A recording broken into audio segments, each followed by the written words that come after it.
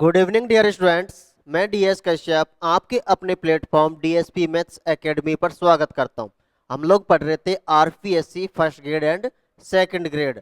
और आज अपन जो अपना टॉपिक चल रहा था मैट्रिक्स डिटरमिनेंट, ये खत्म हो गए और एक और टॉपिक बच रहा था सिस्टम ऑफ लीनियर इक्वेशन। आज उसका भी अपन द एंड कर देंगे। उसके बाद में ये अपना टॉपिक बिल्कुल कंप्लीट खत्म हो जाएगा, है ना।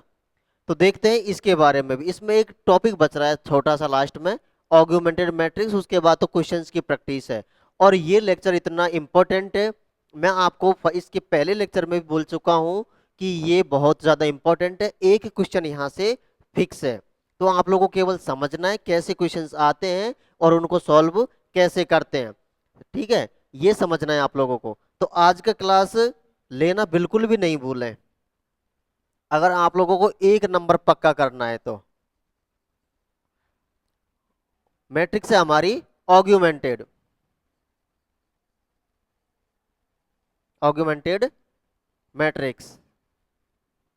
ऑग्यूमेंटेड मैट्रिक्स इसको बोलते हैं अपन, क्या बोलेंगे अपन इसको?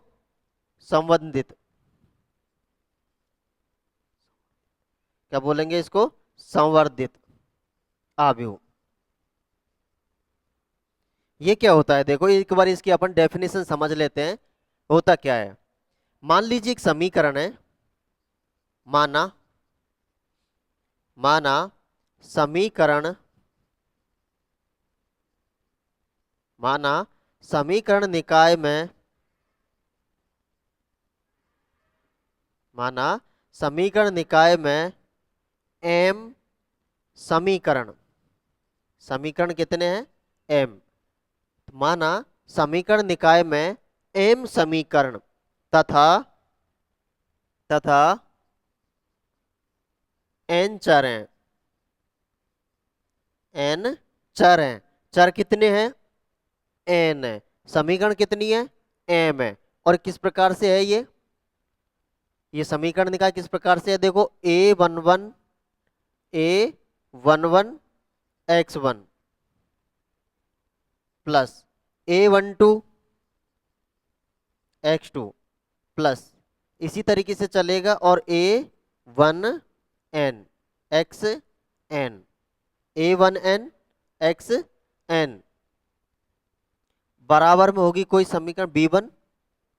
भाई अपन समीकरण देख रहे थे a1x plus b1 bye plus बराबर c1, इस तरीके से देख रहे थे ना। अब मैं m समीकरण और n चर की बात कर रहा हूं। m समीकरण और n चर की बात कर रहा हूं ना। तो यहां से देखो a21x x1 plus a22 x2 plus a2n xn बराबर b2। इस तरीके से ये कहां तक हो जाएगी समीकरण? कितनी? am1 x1 plus am2 x2 plus, और क्या हो जाएगा ये amn xn बराबर bm। क्या हो जाएगा ये? bm हो जाएगा। ठीक है, ये अपन को दे रखा है। इसमें समीकरण कितनी है? देखो 1 2 और m। समीकरण कितनी है?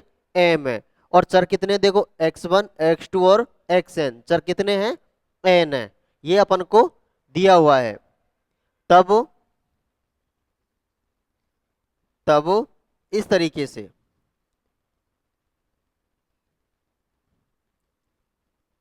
या दिस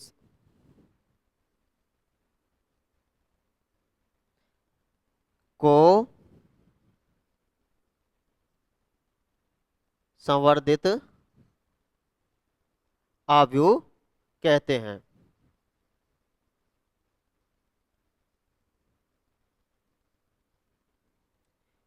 ठीक है, इसको संवर्धित आव्यूह कहते हैं। यानी ए ऑगमेंटेड भी और ए ऑगमेंटेड भी, इस तरीके से बोल सकते हैं अपन इनको। जैसे अपन समझेंगे अभी कैसे बोल सकते हैं इनको। इस द्वारा इसको ये भी बोल सकते हैं, इसके द्वारा व्यक्त किया जाता है, या इसी को अपन क्या कहते हैं? ऑगमेंटेड मैट्रिक्स कहते हैं। ठीक है, तो ऑगमेंटेड मैट्रिक्स क्या हुई? ये इसकी पूरी डेफिनेशन है। माना समीकरण निकाय में m समीकरण है और एन चर है, तब दिस एंड दिस को संवर्धित अवयव कहते हैं। इसके द्वारा बोल दो, चाहे इसके द्वारा बोल दो, दोनों ही एक है। दो तरीके से बोल सकते हैं अपन इनको, ठीक है। तो अब अपन बात करते हैं इसके आगे की। मान लीजिए मैं लेता हूं इनका A11 A12। देखो ये क्या था, ये तो क्या दे रखा है अपन को, समीकरण निकाय दे रखा है। अब अपन इसको जमाते हैं, A11 A12 और क्या था A1n A1n B1 A21 A22 और A2n B2। इस तरीके से AM1 AM1 AM2 और AMN, और ये क्या है BM।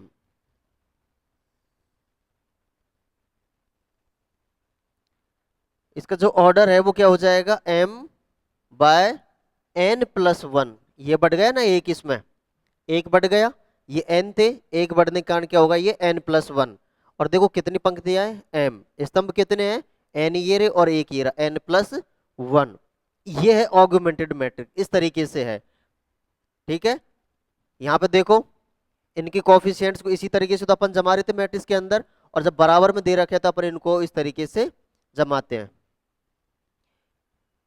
यूजे दे रखे हैं, इसको इस तरीके से भी लिख सकते हैं ना, जो से अपन ने अभी लिखा था ना ऑगमेंटेड ए, इस तरीके से, इस तरीके से भी लिख सकते हैं, जैसा बेटर लगे। अच्छा, इनका कुछ रूपांतरण होता है, प्रारंभिक रूपांतरण बोलते हैं उनको। वो कैसे अपन करते हैं, जैसे जैसे इनका जीरो बनाना होता है, तो मान लीजिए कुछ भी दे रखा है, ये R2 है, ये RM है, ये R1 है, तो इनका किस तरीके से रूपांतरण होता है, इनको बोलते हैं प्रारंभिक पंक्ति रूपांतरण।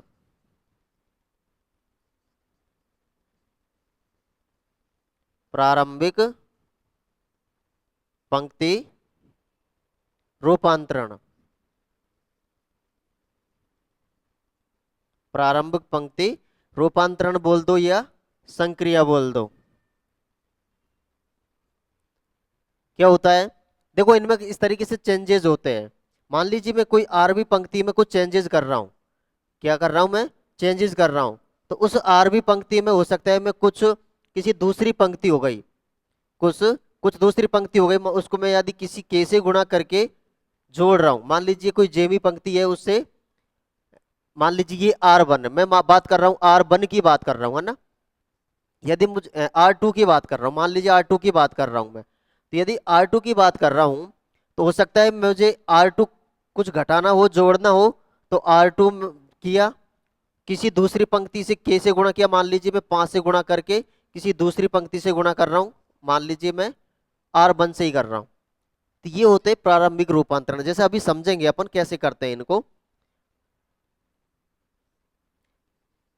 मान लीजिए RI और RJ को, इनको ही चेंज कर दिया, कोई दो पंक्तियों को ही चेंज कर दिया।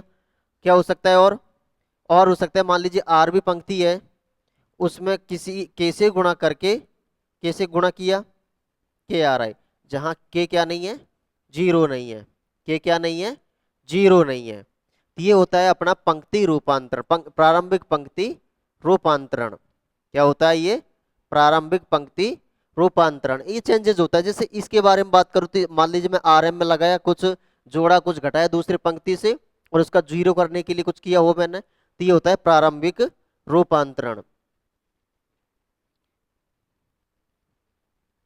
प्रारंभिक रूपांतरण। आगे देखो,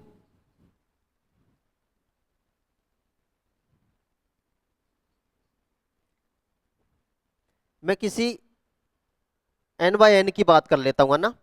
अपने एग्जाम में ज्यादा कुछ MIN के बारे में तो आता नहीं है, मैं n/n के, जैसे 3x3 तक ऐसे कुछ आता है, तो मैं n/n पे बात कर लेता हूँ।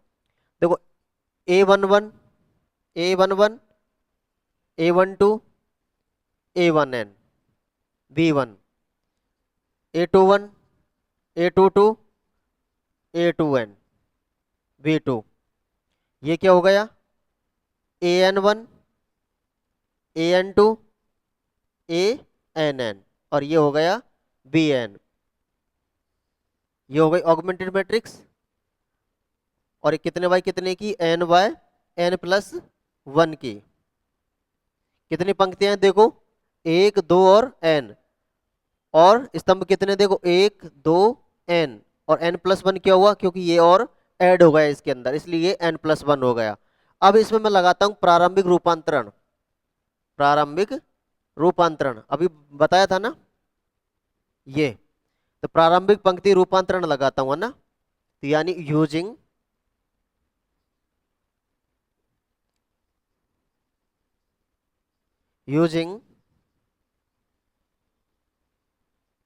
यूजिंग एलिमेंट्री रो ट्रांसफॉर्मेशन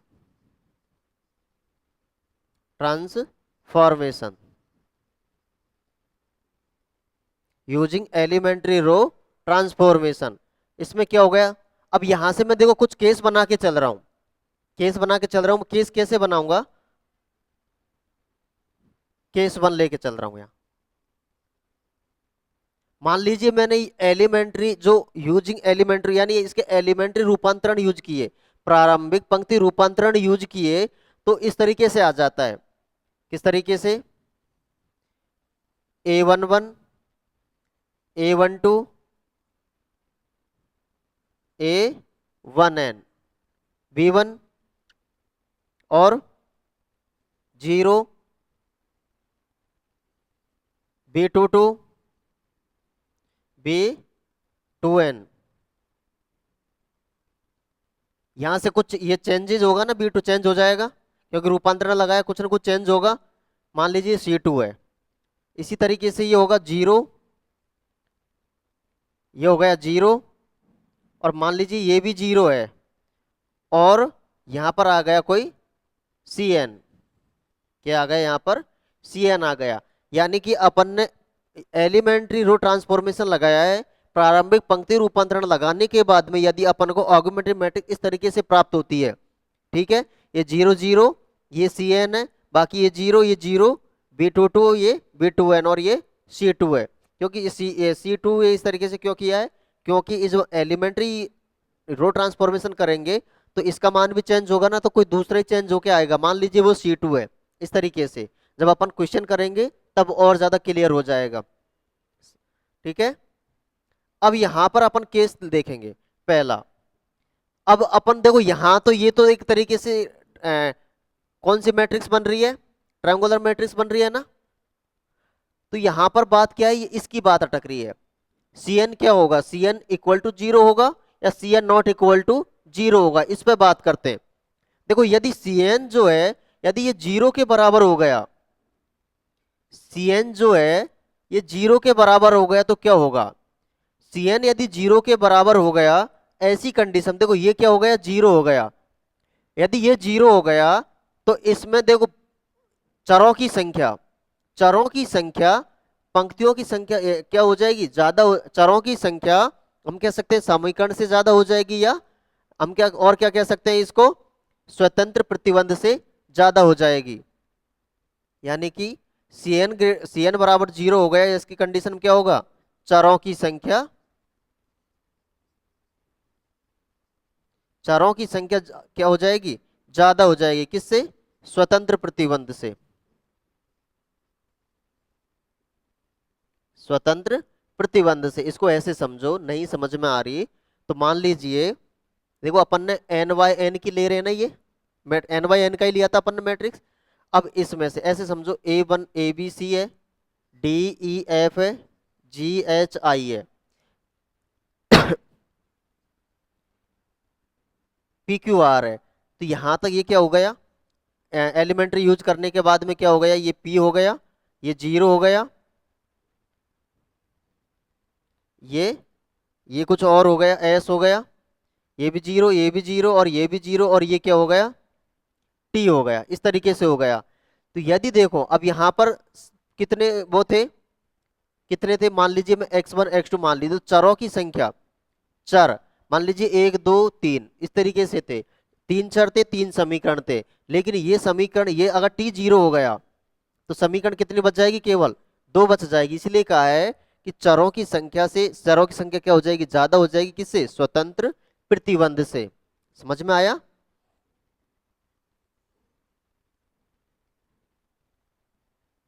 इसका मतलब क्या हो जाएगा? हल कितने हो जाएंगे? हल हो जाएंगे अनंत हल। अनंत हल, इनफाइनाइट सॉल्यूशन।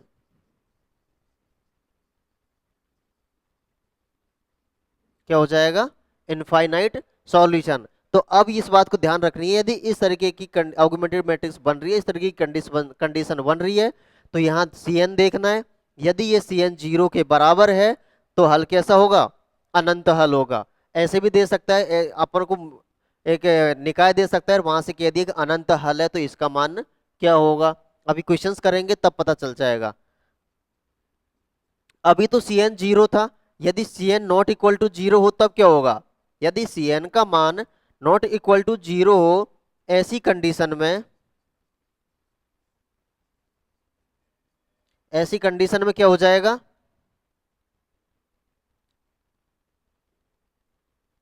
ऐसी कंडीशन में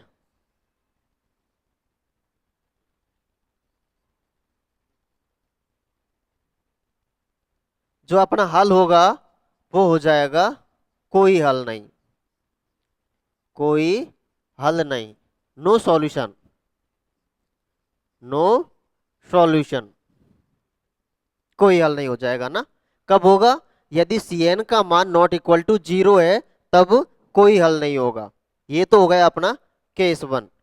यदि अब मैं केस 2 की बात करता हूं, यदि मैं केस 2 की बात करता हूं तो क्या हो जाएगा?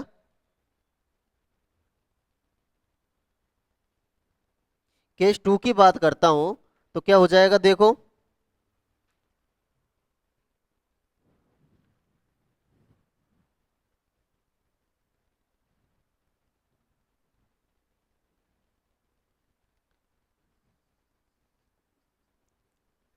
केस 2, मान लीजिए इस तरीके से बन गई, A12 A1n B1 A21, या हम कह सकते हैं 0 A22 A2n और ये C2।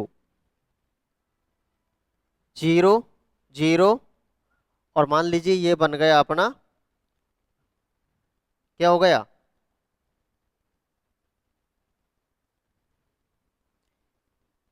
अच्छा, ये भी चेंज हो जाएगा ना। मान लीजिए ये क्या हो गया? क्या हो जाएगा? मान लीजिए ये B22 हो गया, ये B2n हो जाएगा। तो मान लीजिए ये क्या है? BNN, और ये हो गया CN। क्या हो गया? CN। इसमें भी चेंज किया था ना अपन ने, इसको किया कि नहीं किया?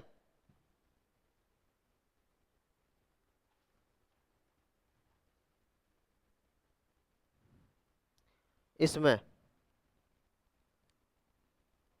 हाँ चेंज किया था ना ये। क्यों किया ये चेंज? क्योंकि जब अपन क्या लगाएंगे, एलिमेंट्री रो ट्रांसफॉर्मेशन लगाएंगे तो कुछ ना कुछ तो चेंज होगा ना, बदल के आएगा, इसलिए ये मान बदल के आए। जब अपन क्वेश्चन करेंगे तब और ज्यादा क्लियर हो जाएगा। अभी तो अपन ये केस पढ़ रहे हैं। यदि देखो ऐसी कंडीशन हो जाए, ऐसी कंडीशन हो जाए तब क्या होगा? देखो यहाँ आपको क्लियरली दिख रहा होगा, एक चीज दिख रहे हो, इसमें देखो आप, जब इसमें देख रहे हो तो इसका डिटरमिनेंट है वो क्या आ रहा है? Not equal to 0। क्या आ रहा है इसका डिटरमिनेंट? Not equal to 0। क्या आ रहा है? Not equal to 0। यहाँ डिटरमिनेंट क्या है? Not equal to 0।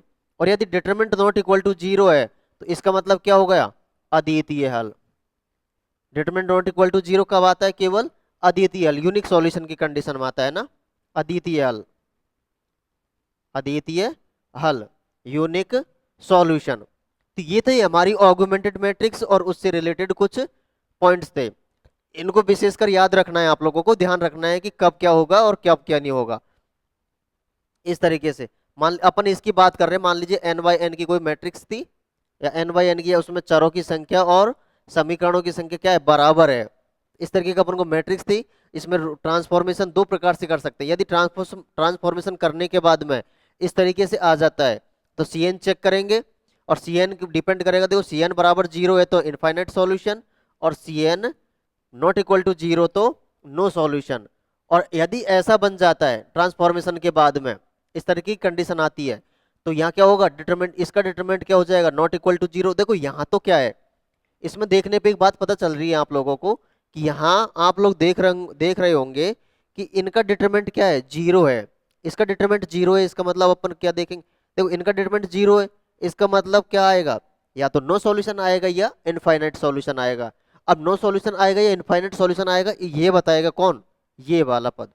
समझ में आया, ये वाला पद। अब अपन कुछ क्वेश्चंस कर लेते हैं इस पे, जो मैंने क्वेश्चंस उन सारे के सारे जितने भी क्वेश्चंस हैं, अब अपना टाइम बच जाए इसलिए मैंने यहाँ पर लिख के रखा है।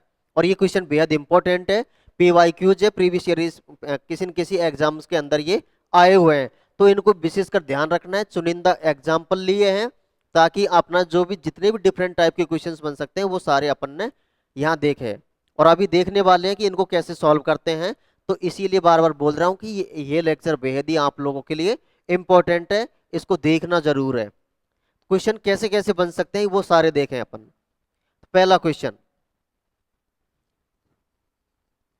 पहला है,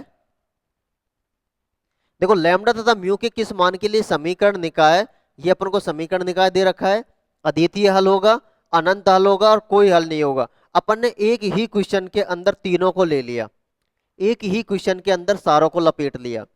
बताइए लैम्डा के किस किस मान के लिए अनंत हल होगा, नो हल होगा, इन यूनिक सॉल्यूशन होगा। इस चीज को अपन चेक करते हैं, ठीक है। देखो अब अपन क्या मानते हैं, ऑगमेंटेड मैट्रिक्स बनाते हैं, उसी की फॉर्म में है ना, उसी की फॉर्म में है ऑगमेंटेड। देखो ये b1 b2 b3 का काम करेंगे, और ये x1 x2 x3 का इस तरीके से काम करेंगे ना। तो यहां से देखो इनका अपन क्या लेते हैं, कॉफिशिएंट्स लेते हैं, यहाँ 1 हो जाएगा, यहाँ 1 हो जाएगा, यहाँ 1 हो जाएगा, और यहाँ क्या है 6, यहाँ क्या है 1, यहाँ क्या है 2, यहाँ 3, और यहाँ कितना है 10। x का कॉफिशिएंट 1, यहाँ 2, यहाँ लैम्डा, और यहाँ पर म्यू, ये है अपने पास में। अब इस पर क्या अपन लगाते हैं, एलिमेंट्री रो ट्रांसफॉर्मेशन लगाते हैं। देखो यहाँ पर कंपटीशन है तो मैं डायरेक्ट कर रहा हूं, इस पे लगाएंगे अपन एक तरीके से। मान लीजिए R3 पे लगाऊंगा, तो R3 पे लगाऊंगा क्या, यदि मैं R3 में से, मुझको यहाँ क्या करना है, 0 करना है। यहाँ 0 कब कर सकता हूँ, जब मैं इसमें से इसको घटा दूं तो ये क्या हो जाएगा, 0 हो जाएगा। इसका मतलब R3 माइनस R1 कर देता हूँ। और क्या कर सकता हूँ, देखो इसको मुझे 0 करना है, इसका मतलब R2 में से किसको घटा दूं, मैं R1 को घटा दूं। R2 में से किसको घटा दूं, मैं R1 को। ये बार बार नहीं लिखूंगा मैं, केवल इसी बार लिख रहा हूं समझाने के लिए। तो इसमें से इसको घटाया तो 0, इसमें से ये जाएगा तो 2 में से 1 जाएगा तो 1, 3 में से 1 जाएगा तो 2, और यहां 10 में से 6 जाएगा तो 4। अब देखो ये था A1 A2, ये इस तरीके से था ना, अब यहाँ चेंज होके आया है, इसी वजह से अपन वो B1 B2 B2 3 इस तरीके से लिखा था, इसी वजह से लिखा है कि जब अपन ये लगाते हैं तो यहाँ वैल्यूज चेंज होगी। इसका मान क्या हो जाएगा 0, 2 में से 1 गया तो 1, लैम्डा में से 1 गया तो लैम्डा -1, और यहाँ हो जाएगा म्यू -6। क्या हो जाएगा, म्यू -6 हो जाएगा। अब देखो मुझे यहाँ 0 करना है, तो यहाँ क्या कर सकता हूं मैं, इसमें इसमें कर सकता हूं मैं R3 में से किसको घटा दूं, R2 को, तो ये 0 हो जाएगा। 1 1 1 6, 0 1 2 4, 0 0, लैम्डा -1 में से कितना जाएगा 2, तो ये हो जाएगा लैम्डा -3, और ये हो जाएगा देखो म्यू -6 और -4, म्यू -10। क्या हो जाएगा ये, म्यू -10। अब देखो कैसी कंडीशन बन गई, जब अपन ने इनका उपयोग करके इस तरीके से आ गई, तो ये क्या बन गया, केस 2 बन गया। क्या बन गया, ये केस 2 बन गया ना। अरे बनाए कि नहीं बना, या अपन को नहीं मालूम केस 2 बना है या केस 1 बना है, कब पता चलेगा, लैम्डा और म्यू डिपेंड करेगा कि केस 1 बनेगा या केस 2 बनेगा। लेकिन हमको एक चीज दे रखी है कि कब अनंत हल ये अपन से यही बात पूछ रहा है कि कब अनंत हल होगा, कब यूनिक सॉल्यूशन होगा, और कब नो सॉल्यूशन होगा।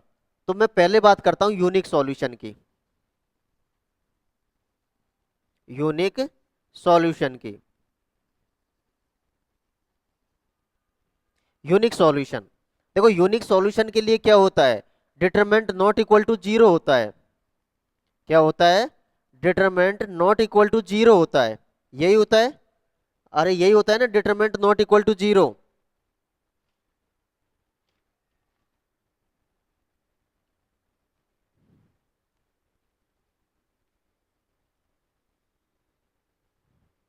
Determinant not equal to zero होगा।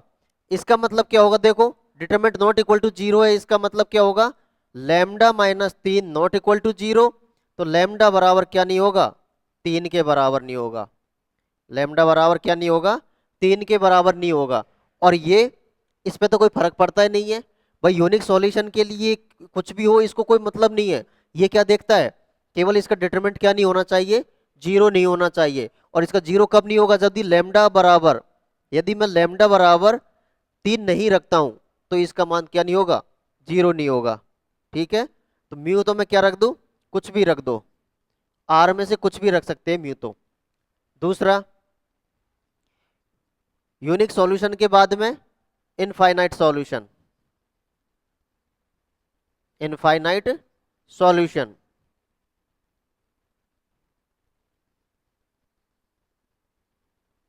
अनंत हल। अनंत हल, देखो अनंत हल के लिए क्या होता है, इसका डिटरमिनेंट क्या होता है, जीरो होता है।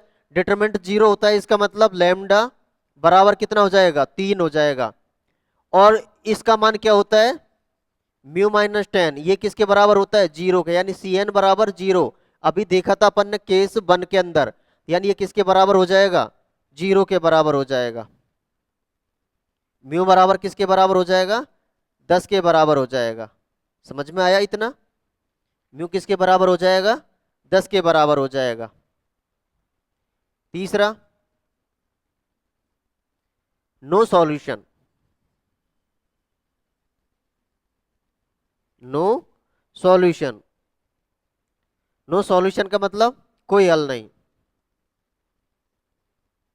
कोई हल नहीं। कोई हल नहीं का मतलब देखो, डिटरमिनेंट तो क्या होता है, जीरो होता है। डिटरमिनेंट क्या होता है, जीरो होता है। इसका मतलब डिटरमिनेंट जीरो कब होगा इसका, जब लैम्डा का मान तीन रख देंगे तो इसका डिटरमिनेंट क्या हो जाएगा, जीरो हो जाएगा। और दूसरा, और दूसरा क्या है कि जो ये सी एन है, कौन ये, इसका मान क्या नहीं हो, इसका मान क्या नहीं होना चाहिए, जीरो के बराबर नहीं होना चाहिए, पढ़ा था अपन ने। और क्या नहीं होना चाहिए, mu minus ten not equal to zero, इसका मतलब mu not equal to ten. ये हो गया अपना, क्या हो गया, कोई हल नहीं। क्या हो गया ये, कोई हल नहीं। समझ में आया इतना, अरे समझ में आया। देखो अब तक तो एग्जाम के अंदर ये चीज पूछते गए, पूछा हुआ है, नो सॉल्यूशन दे दिया, इनफाइनाइट सॉल्यूशन पूछ लिया, कोई हल नहीं पूछ लिया, जैसे अपन ने ये क्वेश्चंस किया है इस तरीके से। इसके आगे यदि एक कदम और बढ़ सकता है तो वो अपन देख लेते हैं। समझ में आ गया, अगर थोड़ा सा आगे बढ़े एग्जामिनर तो उस चीज को भी अपन देख लेते हैं। यदि ए एक्स बराबर बी के रूप में है, ए एक्स बराबर बी के रूप में, इसमें यदि अनंत हल है, अनंत हल है, तब अनंत हल है, तब स्वतंत्र हलों, स्वतंत्र हलों, लीनियरली इंडिपेंडेंट, लीनियरली इंडिपेंडेंट,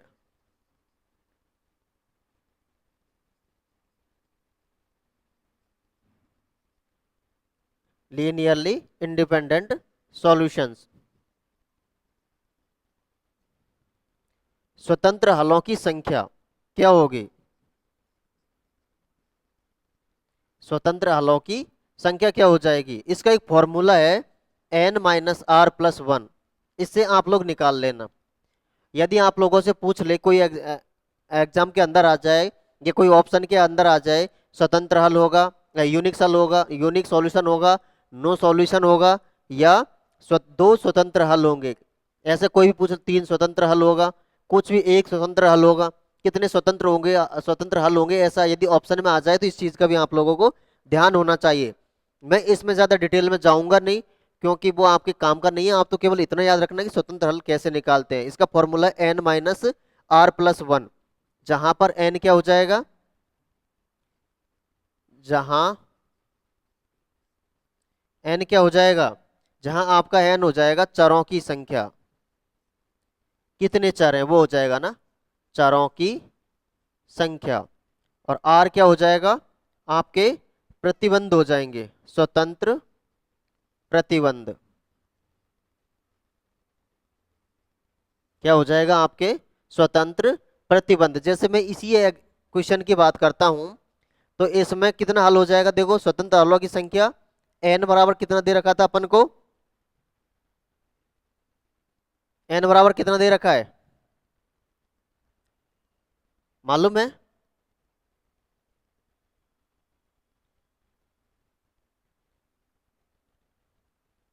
तीन दे रखा है ना। चरों की संख्या कितनी है, तीन। स्वतंत्र प्रतिबंध कितने हैं, स्वतंत्र प्रतिबंध कितने हैं, देखो ये जीरो हो जाएगा, स्वतंत्र प्रतिबंध कितने हो जाएगा, तो इसमें चरों स्वतंत्र हलों की संख्या कितनी आ जाएगी, एक आ जाएगी।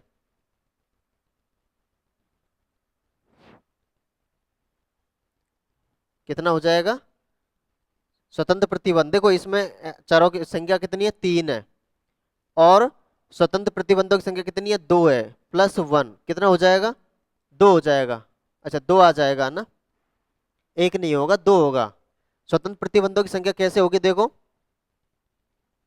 इसमें लैम्डा बराबर तीन रखो दोगे, तो ये और ये क्या हो जाएगा, जीरो हो जाएगा। क्या हो जाएगा, जीरो हो जाएगा। तो देखो चर तो भी तीन होंगे, लेकिन स्वतंत्र प्रतिबंध दो हो जाएंगे, एक और दो, होगा कि नहीं होगा। तो वो फॉर्मूले से अपन उसका निकाल सकते हैं, स्वतंत्र हलों की संख्या, स्वतंत्र हलों की संख्या। अब यदि ऐसा हो तो ए एक्स बराबर जीरो हो, मैं अनंत हल, अनंत हल है,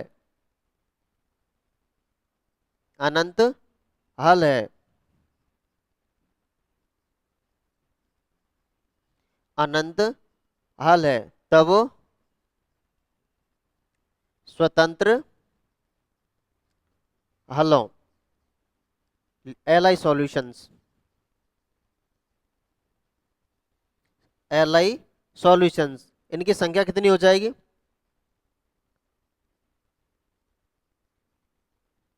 ये हो जाएगी एन माइनस आर हो जाएगा। क्या हो जाएगा, एन माइनस आर हो जाएगा। ठीक है, तो ये बात याद रखनी है। देखो ये अपन निकाल भी सकते हैं, लेकिन ये एल आई सॉल्यू वो कॉन्सेप्ट आ जाएगा एल आई वगैरह का, तो आप थोड़ा सा कंफ्यूज हो जाओगे। इस वजह से मैं ये कौन कौन से होंगे ये नहीं बता रहा, केवल इतना बता रहा हूँ कि इसको ऐसे निकालते हैं, तो ये थोड़ा सा ध्यान रखना है। समझ में आ गया। अगला क्वेश्चन देखते हैं, नेक्स्ट क्वेश्चन। अच्छा ये दे रखा है अपन को पूछा है कि समीकरण निकाय का अद्वितीय हल है, हल कैसा है, यूनिक सॉल्यूशन है। तो क्या होगा, देखो यूनिक सॉल्यूशन के लिए अपन क्या करते हैं, इससे अपन को कोई मतलब नहीं होता। यूनिक सॉल्यूशन के लिए इसका डिटरमिनेंट क्या होना चाहिए, जीरो होना चाहिए। डिटरमिनेंट क्या होना चाहिए, जीरो होना चाहिए। तो यहां देखो वन वन वन, दो एक माइनस एक, तीन दो के, इसका डिटरमिनेंट क्या होना चाहिए, जीरो होना चाहिए। इसको सॉल्व कर सकते हैं अब आप लोग, अरे कर सकते हैं ना ये तो सॉल्व।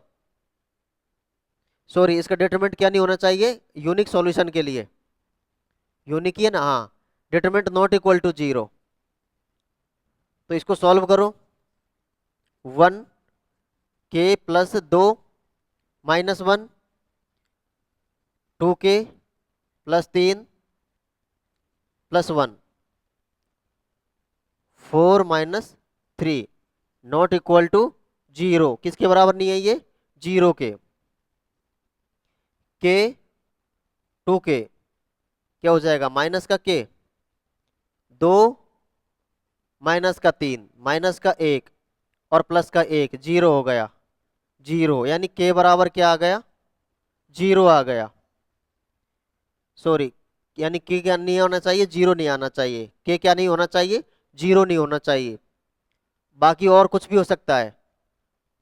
तो देखो, k belongs to R naught. R naught कुछ भी हो सकता है, मतलब आर नोट में से अपन ने क्या घटा दिया? 0 हटा दिया। तो ये ऑप्शन इसका हो जाएगा। क्या हो जाएगा? ये ऑप्शन हो जाएगा। यूनिक सॉल्यूशन के लिए क्या होता है? फॉर यूनिक सॉल्यूशन, ये हो जाएगा ना। तो इस तरीके से निकाल सकते हैं अपन।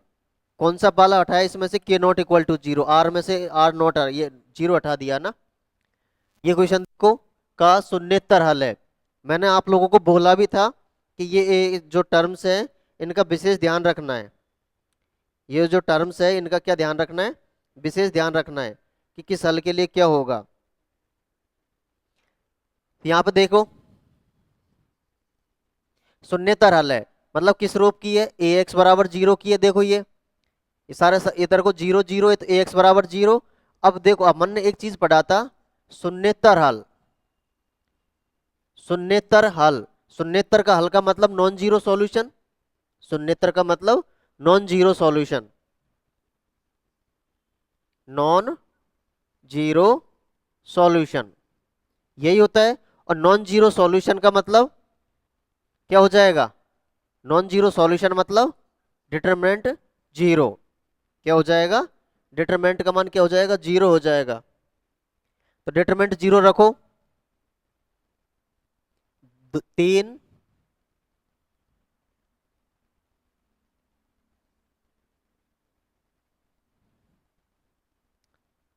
3 - 2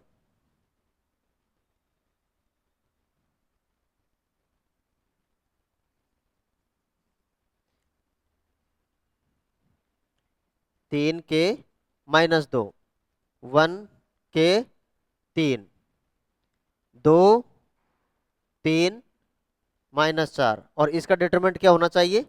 0 के बराबर होना चाहिए। ठीक है, शून्येतर हल के लिए। तो इसको सॉल्व करो। 3,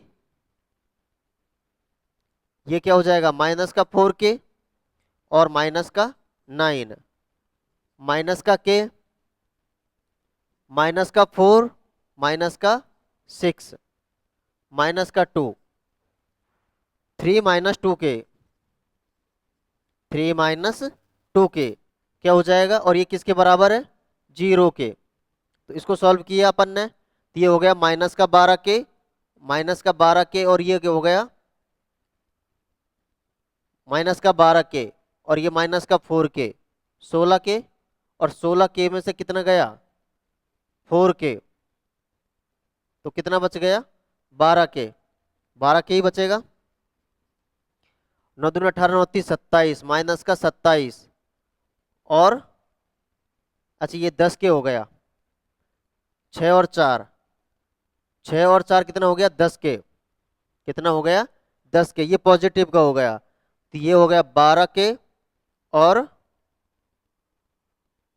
ये पॉजिटिव हो जाएगा।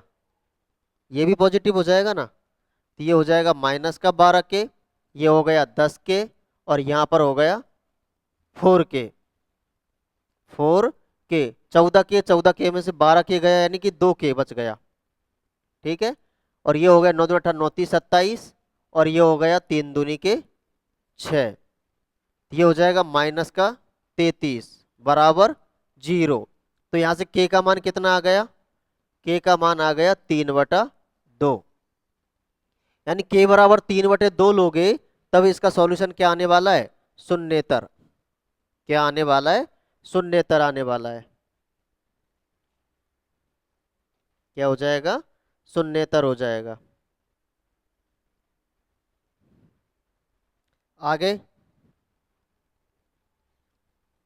ये देखो, आरपीएससी सेकंड ग्रेड 2018 में आया हुआ है। देखो ऐसे क्वेश्चंस आते हैं ज्यादा कुछ बदलाव नहीं है इनके अंदर। तो क्या दे रखा है अपन को, निकाय संगत है। निकाय क्या दे रखा है अपन को, संगत दे रखा है। क्या दे रखा है अपन को, संगत दे रखा है। देखो संगत दे रखा है तो दो ही प्रकार के हल हो सकते हैं, या तो यूनिक सॉल्यूशन होगा या इनफाइनाइट सॉल्यूशन होगा। दो ही प्रकार का सॉल्यूशन हो सकता है इसमें। अरे यही हो सकता है ना,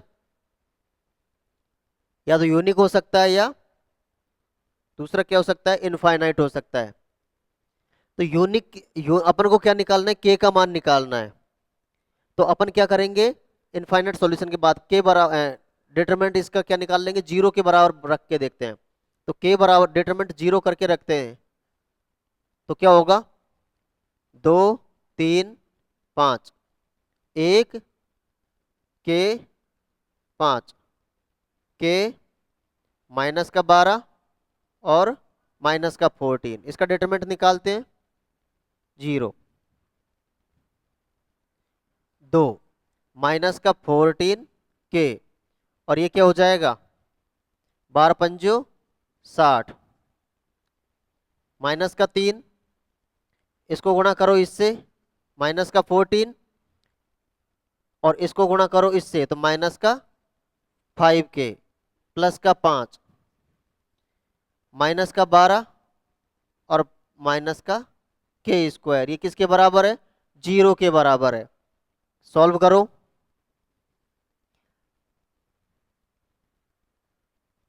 देखो -5 के², -5 के², 14 के 28 के, और ये कितना हो गया, +15 के, 28 के +15 के, इसमें से जाएगा तो 3, क्या -13 के बच जाएगा,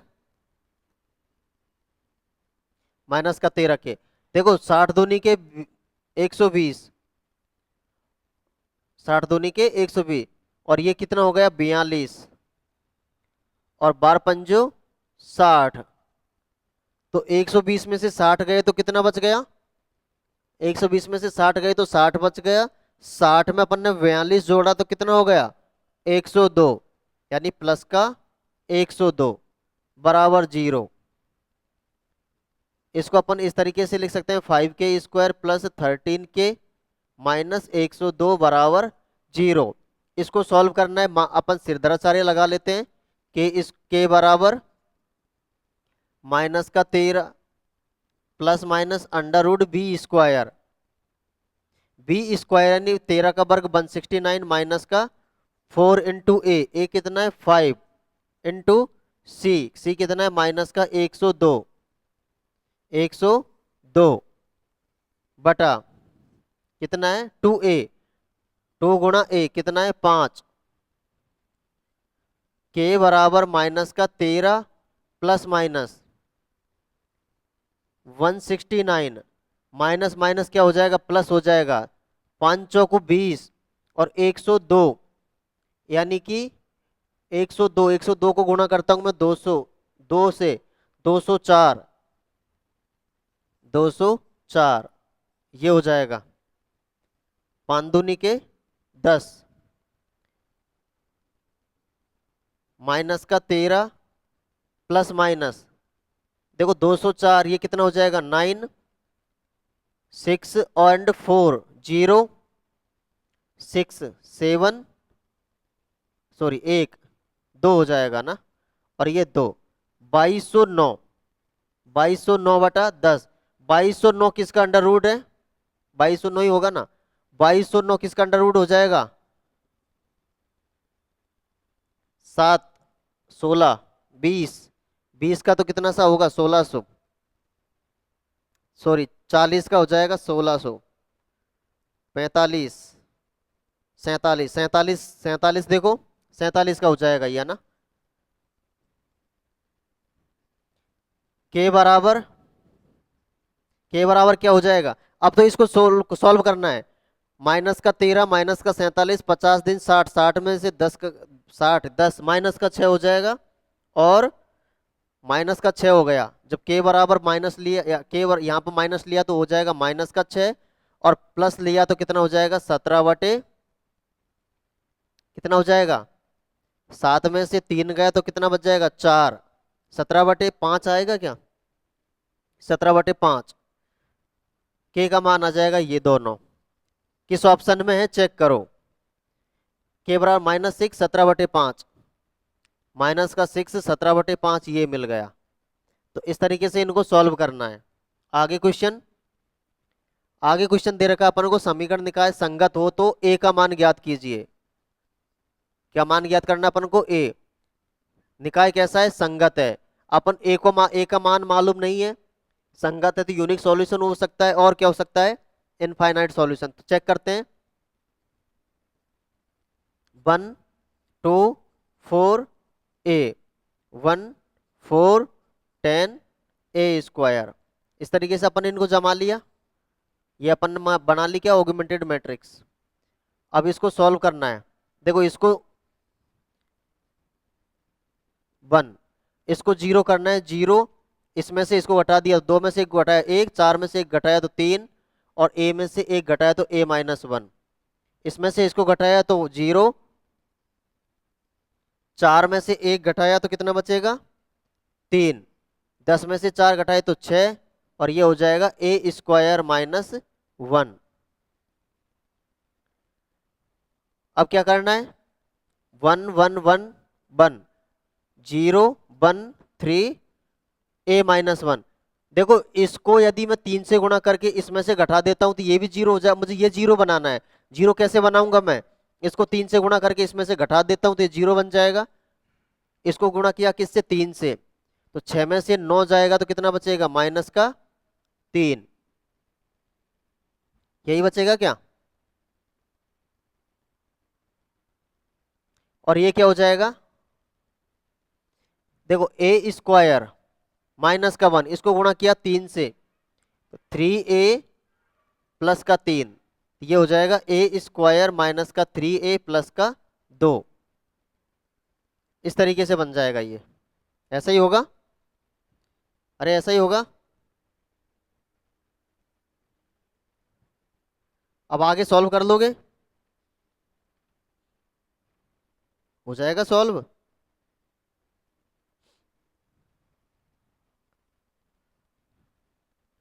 अपन ने कुछ गलती वलती की है क्या, अच्छा यहाँ 10 में से 1 जाएगा तो 9 बचेगा ना,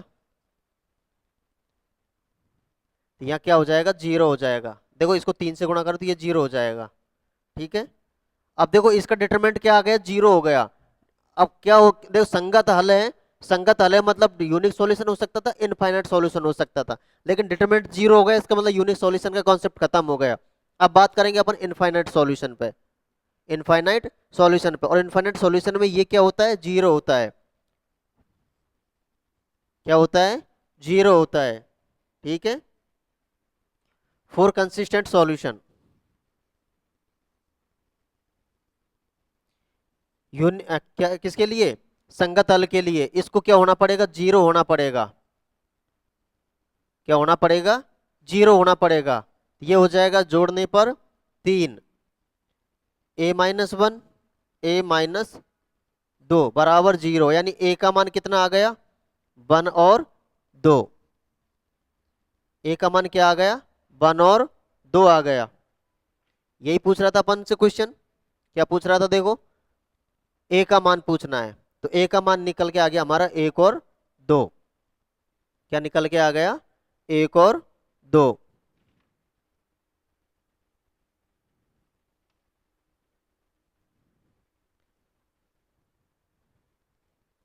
नेक्स्ट देखो,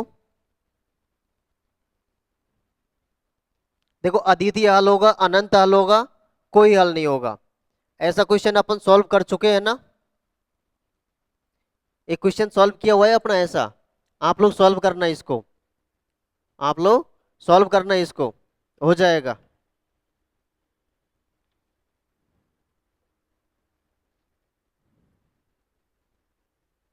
हो जाएगा ना, सॉल्व करना आप लोग इसे, कुछ नहीं है, इस तरीके से आप लोग इनको जमा लेना है। इस तरीके से जमाओगे, जब आप सॉल्व करोगे तो जैसे पहला क्वेश्चन किया था ना सबसे पहले, उसी के जैसा होगा ये। ये नेक्स्ट देखो, शून्येतर हल। इसने क्या दे दिया? शून्येतर हल दे दिया। शून्येतर हल होंगे। अब देखो शून्येतर हल के लिए क्या करते हैं अपन।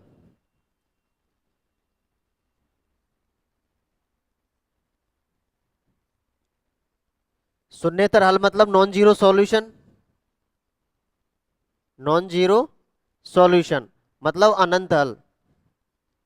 अनंत हल में आता है शून्येतर हल, अनंत हल। इसका मतलब डिटरमिनेंट जीरो। क्या हो जाएगा? Determinant zero. शून्येतर का मतलब नॉन जीरो सॉल्यूशन मतलब अनंत हल मतलब non zero solution, sorry determinant zero. जब इसका डिटरमिनेंट जीरो है, 4 के 8, के 4 1 2 2 1, इसका डिटरमिनेंट क्या निकालना है अपन को? जीरो निकालना है। 4 - 2 -के -2 +8 क्या हो जाएगा? 2 के -8 और बराबर में क्या है? जीरो है। तो निकालो। 2 8 हो गया, -के² माइनस का के², और ये क्या हो जाएगा? 8 दूनी के 16 के, और ये क्या हो जाएगा? 8 × 8 = 64 बराबर जीरो। यही होगा ऐसे कुछ। -के² +16 के,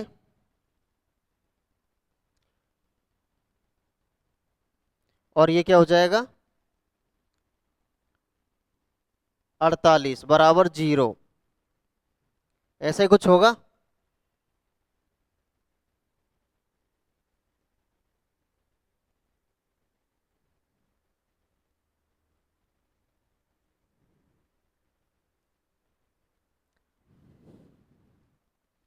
एक बार इसको लिखा तो सही है ना अपन ने? 4 के 8 है या 2 है? एक बार मैं चेक कर लेता हूँ इसे। ये 2 है भैया ना? ये 2 है। 2 लिख लो इसे। ये 2 हो जाएगा अपना। उसके बाद में क्या हो जाएगा?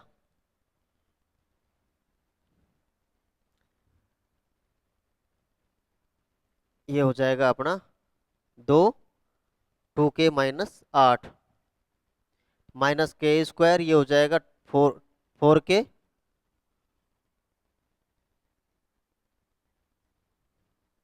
यही होगा 4 के।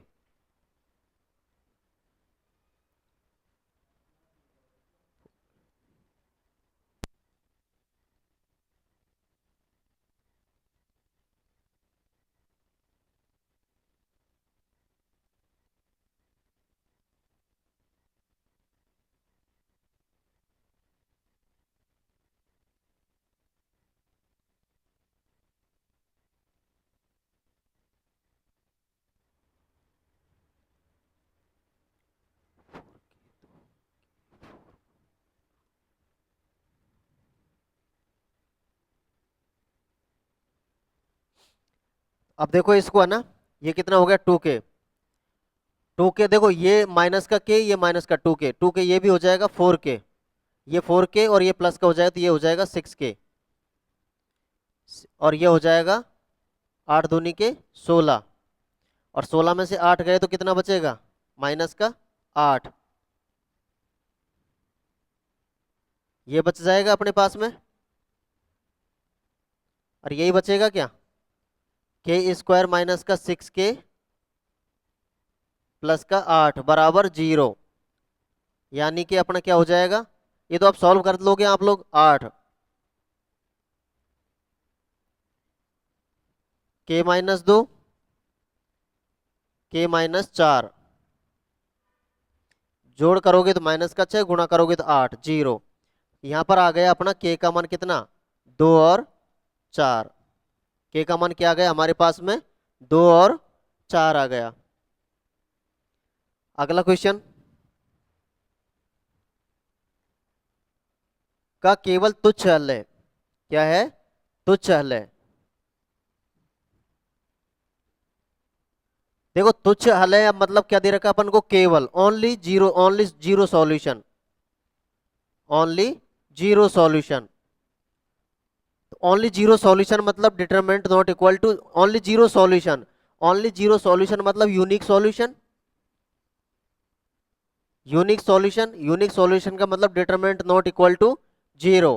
तो इसका determinant not equal to zero कर दो, तो वन माइनस का के, वन माइनस का के वन, के तीन और माइनस का के, ये हो जाएगा थ्री, ये हो जाएगा वन और ये हो जाएगा माइनस का वन, और ये क्या है, determinant not equal to zero.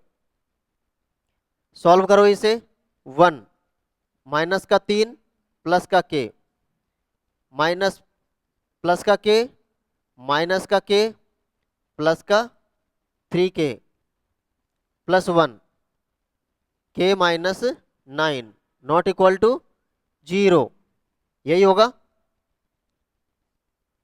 देखो के, ये माइनस का के स्क्वायर, ये हो गया माइनस का के स्क्वायर, ये के और ये के प्लस का टू के,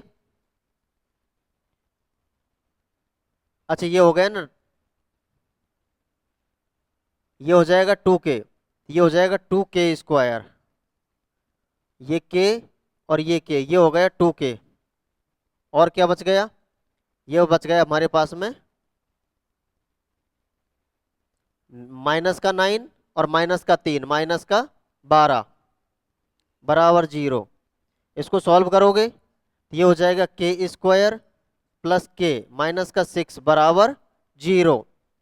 तो इसको किस तरीके से कर सकते हैं अपन, मान क्या होगा, के प्लस का तीन और के माइनस का दो बराबर जीरो, यानी के बराबर क्या क्या आ जाएगा हमारे पास में, माइनस का तीन और दो, के बराबर क्या क्या आ जाएगा हमारे पास में, माइनस का तीन और दो, सॉरी ये नहीं होना चाहिए, नॉट इक्वल टू जीरो है ना, ये नॉट इक्वल टू जीरो है ना, यानी के का मान माइनस तीन और जीरो नहीं होना चाहिए। इसका मतलब के क्या है, आर में से इनको घटा दो, माइनस का तीन और दो, ये वैल्यू हो जाएगी के की। क्या नहीं आना चाहिए था, माइनस का तीन और दो, तो माइनस तीन और दो को हटा दिया पूरे के पूरे आर में से, तो ये हो जाएगा इसका मान।